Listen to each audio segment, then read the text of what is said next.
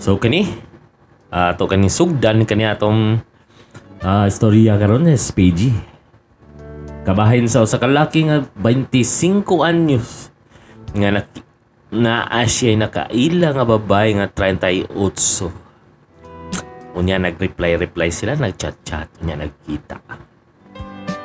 Ug sa dihang nagkita na sila, naghagadayon sila og inom. Kapag inom nila dito, nakita sa laki nga nagpamaak sa mga kuan sa iyang ngabil ang usa ka babae.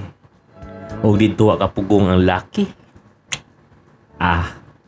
Iya kining gihalukan. O nadugay nila halok. Nag-init ang ilang mga lawas. Ugon niya. Isolti ang laki nga. Adto na lang nato sa laing lugar, tiwason. Nga dito sa laing lugar,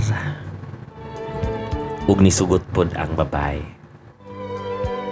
Ug moto, ningadto na sila. Pag adto nila dito, gilak din sa lalaki. Gilak din sa lalaki ang portahan. Ug unya gilamutak din niya ang babae. So wadam ha, naglamutakay na gyud silang duha. O nya, nang nakaaligri pag yun,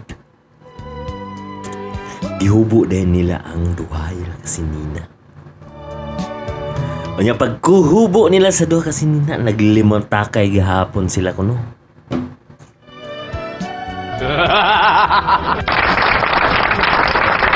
O dito,